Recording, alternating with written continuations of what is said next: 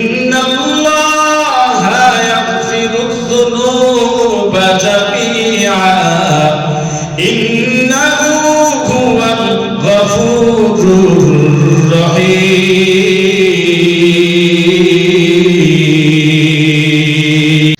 আল্লাহ বলেন, রে আমার গোলাম, ফিরে আসো, আমি আল্লাহর দরওয়াজা খোলা। কি গুনাহ করেছো তুমি, কত বড় গুনাহ করেছো রে বান্দা, আমার কাছে ফিরে আয়। আল্লাহ বলেন, ও নবী, আপনার উম্মতদের জানাইয়া দাও কি গুনাহ করেছে তোমার উম্মতেরা, আমার গোলাম, তারা যেন আমার রহমত থেকে নিরাশ না হয়। আমি আল্লাহ বান্দার যত গুনাহ, সব গুনাহ আমি আল্লাহ মাফ করিয়া দিব, কারণ আমি আল্লাহ ক্ষমাশীল, বড় দয়াশীল। قل يا عبادي الذين أسرفوا على أنفسهم لا تقنطوا من رحمة الله إن الله يغفر الذنوب جميعا إنه هو الغفور الرحيم।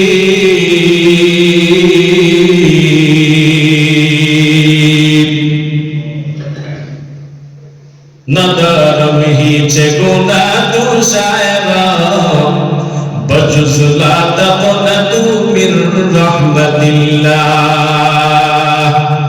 मग़फ़िरत दारत उम्मीद अस्तुत में तू जाके खुद फरमुदाए ला तक़नतु। আল্লাহ বলেন, হে নবী, তোমার উম্মতদের জানায়া দাও কি পরিমাণ গুনাহ করেছে তোমার উম্মতেরা, আমার রহমত থেকে যেন নিরাশ না হয়, আমার দরবার ছাড়া যেন অন্য দরবারে যেন না যায়।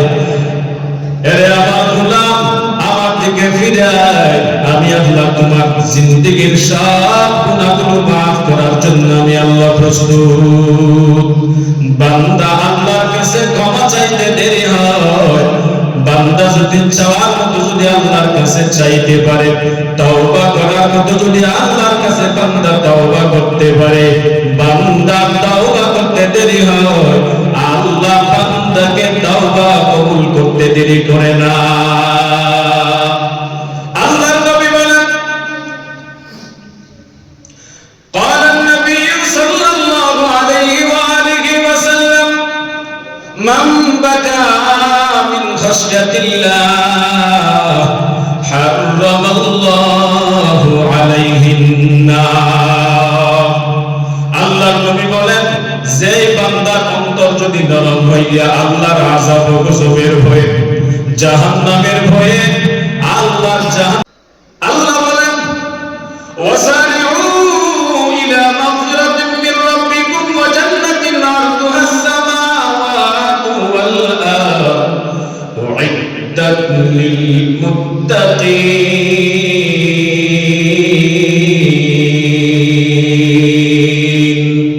আরে আল্লাহর গোলাম, আল্লাহ বলেন, বান্দা তুমি ক্ষমার দিকে দৌড়াও, নেক আমলের দিকে দৌড়াও। বান্দা তুমি আমাকে পাওয়ার জন্য, আমাকে তালাশ করার জন্য দৌড়াও, টাকার জন্য দৌড়াও না, গাড়ির জন্য দৌড়াও না, বাড়ির জন্য দৌড়াও না, সম্পদ বাড়ানোর জন্য দৌড়াও না। এরে বান্দা, তুমি কি গুনাহ করেছো? এরে বান্দা, তোমার হায়াত 40 বছর হয়ে গেল, 50 বছর হয়ে গেল, 70, 60, 70 বছর হয়ে গেল। ওই 60 বছরের ভিতরে তুমি এমন কি কোন আমল করেছো, এমন আমল করার কারণে, যে আমলের কারণে তোমার প্রতিবেশীকে কষ্ট দিয়েছো, এমন আমল করেছো বলে যার গীবত করেছো, তাকে সম্মানে আঘাত করেছো। একটু হিসাব মিলাও, 60 বছরের, 70 বছরের, 50 বছরের, 100 বছরের, 40 বছরের, 30 বছরের, 25 বছরে তুমি কাকে কি পরিমাণ কষ্ট দিয়েছো, কি পরিমাণ গুনাহ করেছো, একটু হিসাব মিলাও, একটু তাড়াতাড়ি। আল্লাহ বলেন, আয় আয় আয়, তাওবার দরওয়াজায় ফিরে আয়, যার হককে তাকে দিয়া দাও, আল্লাহর হক যদি নষ্ট করে থাকো আল্লাহকে একটু কাজা দেওয়ার জন্য চেষ্টা চালাইয়া যাও। বান্দার হক যদি নষ্ট করে থাকো তাড়াতাড়ি যেভাবে হোক না কেন, কোনো লজ্জা নাই, শরম নাই, মানুষ কি বলবে এদিকে তাকানোর টাইম আমার নাই। কারণ কবরের মধ্যে 1 ঘন্টার যে আযাব হবে, 1 ঘন্টার আযাব আমার জন্য 100-1000 বছরের দুনিয়ার তার থেকে বেশি আযাব। কয়দিন বাঁচবো তার কোনো গ্যারান্টি নেই, কখন যে কি অবস্থাতে মরণ হবে। হঠাৎ করে পরিপূর্ণ সুস্থ মানুষ স্ট্রোক হয়, স্ট্রোক হওয়ার কারণে হঠাৎ করে 3 দিন 4 দিন 5 দিন 11 দিন 20 দিন 1 মাসের মধ্যে এই বান্দাটা হসপিটালে তার মরণ। সন্তানেরা বুঝাইতে পারে না দিলকে, কেন বলে আমার আব্বুর কোনো সুস্থ ছিল না। ভাই ভাইকে বুঝাইতে পারে না আমার এই ছোট ভাইটা কোনো সুস্থ ছিল না, কোনো কিছুই তার শরীরের মধ্যে অসুখ ছিল না। হঠাৎ করে অসুস্থ হয়েছে, একদিনের মধ্যে মারা গেছে। এরে আল্লাহ, কার মরণ কোথায় হবে? রাস্তায় হবে নাকি হসপিটালে হবে, নাকি গাড়িতে হবে, নাকি বাড়িতে হবে, নাকি আল্লাহ বাইতুল্লাহ কাবা শরীফ তাওয়াফের সময় হবে, নাকি এরে আল্লাহ গোলাম পানিতে হবে, নাকি পাহাড়ে হবে, সাগরে হবে, কেউ জানে না। আল্লাহ বলেন, এই খবর আমি কাউকে দেই না কেন?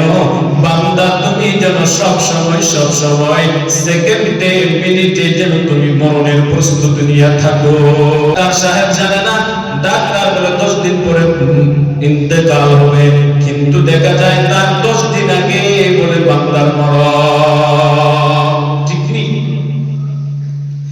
এই জন্য 1 বছর পর্যন্ত কি করলাম? হিসাব মিলাম।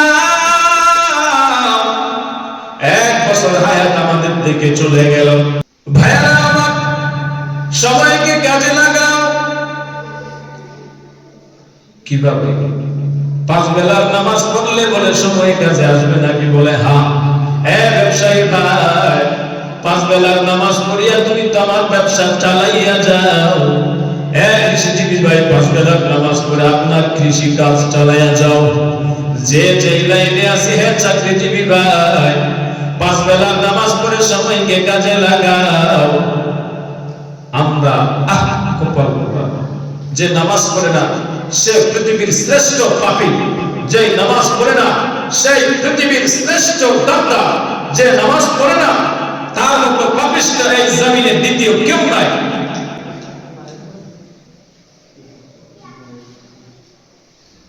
বহু আল্লাহর বান্দা আছে, মায়ের পেট থেকে ভূমিষ্ঠ হওয়ার পর থেকে কোনদিন তার বয়স 40, 15, 20, 25, 30 হয়ে গেছে, এখনো পর্যন্ত কোনদিন মুসলমানের সন্তান ফজরের নামাজটা পড়তে পারে নাই। আসে না ভাই?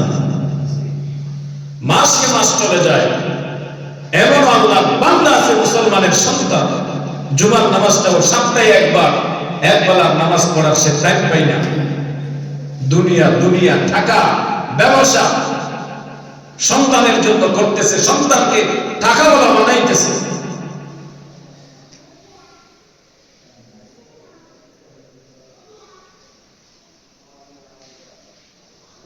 সেই টাকা নিয়ে কি করবেন?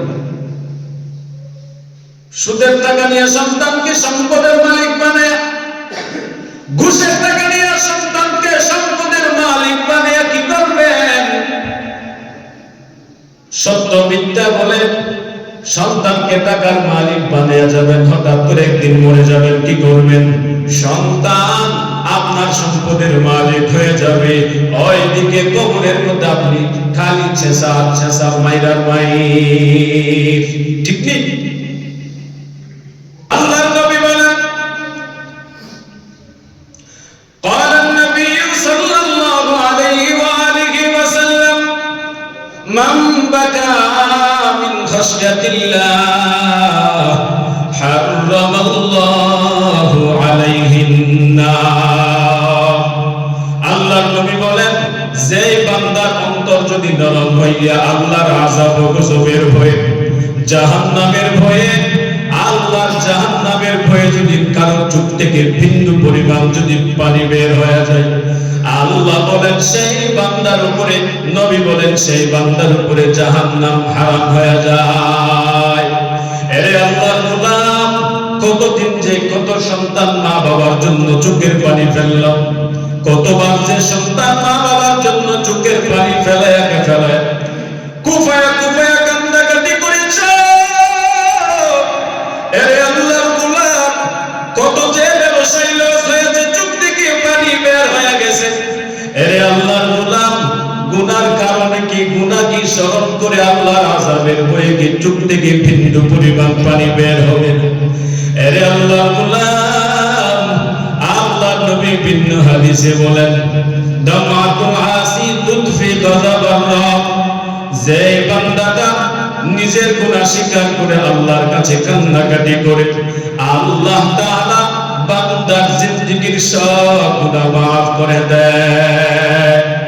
এরে আল্লাহর গোলাম, নবী ভিন্ন হাদিসে বলেন, قال النبي صلى الله عليه وسلم كل بني آدم خطاء وخير الخطائين التوابون।